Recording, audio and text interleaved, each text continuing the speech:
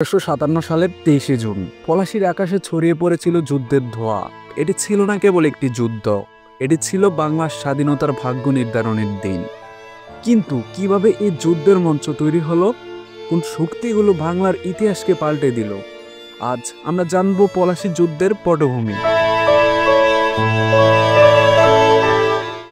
১৮ শতকের মাঝামাঝি সময়ে বাংলা ছিল উপমহাদেশের সবচেয়ে সমৃদ্ধ প্রদেশ। ধান, পাট, রেশম, নীল আর মশলার জন্য ইউরোপীয় বণিকরা বাংলার প্রতি ছিল লোবাতুর। মুর্শিদাবাদ ছিল রাজধানী, যেখানে নবাব সিরাজউদ্দৌলার শাসন চলত। তরুণ উদ্যমী হলেও তিনি চারদিকে ষড়যন্ত্রে ঘেরা ছিলেন। পর্তুগিজ, ফরাসি আর ইংরেজরা বাণিজ্যের নামে দুর্গ বানাতে শুরু করে। ইংরেজ ইস্ট ইন্ডিয়া কোম্পানি বাংলার সম্পদ শোষণে বেপরোয়া হয়ে ওঠে। তারা বিনা শুল্কে ব্যবসা করত, রাজত্ব দিত না। সিরাজ যখন এ অনিয়ম থামাতে চাইলেন, তখনই সংঘাতের সূচনা ঘটে।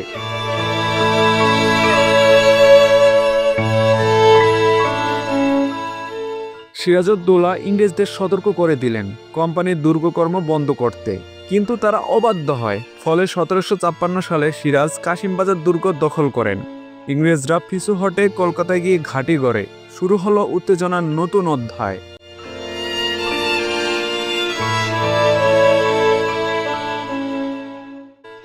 সিরাজ ইংরেজদের শক্তঘাঁটি কলকাতা দখল করে নেন। এই ঘটনার পর ইংরেজরা প্রতিশোধে মরিয়া হয়ে ওঠে।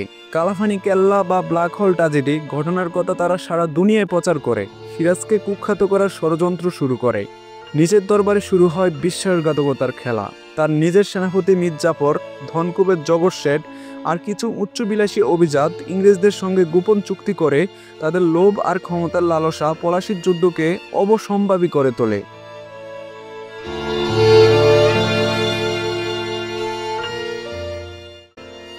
ফরাসিরা চেয়েছিল সিরাজকে সহায়তা করতে, কিন্তু ইংরেজরা কূটনীতিতে আরও অনেক চালাক।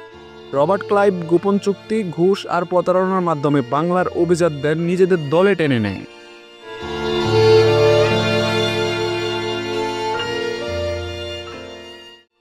সবশেষে ১৭৫৭ সালের জুন মাসে সিরাজ ও ইংরেজরা মুখোমুখি হয় পলাশীর আমবাগানে।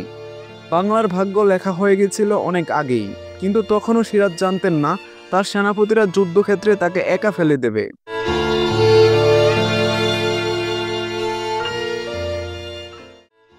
এভাবেই ষড়যন্ত্র, বিশ্বাসঘাতকতা আর লোভের জাল বনে তৈরি হয়েছিল পলাশীর যুদ্ধের মঞ্চ। বাংলার স্বাধীনতার জন্য এটি ছিল এক কালো অধ্যায়ের শুরু, আর তার পূর্ণ কাহিনী লেখা হয়েছিল ২৩শে জুনের সেই ভোরে।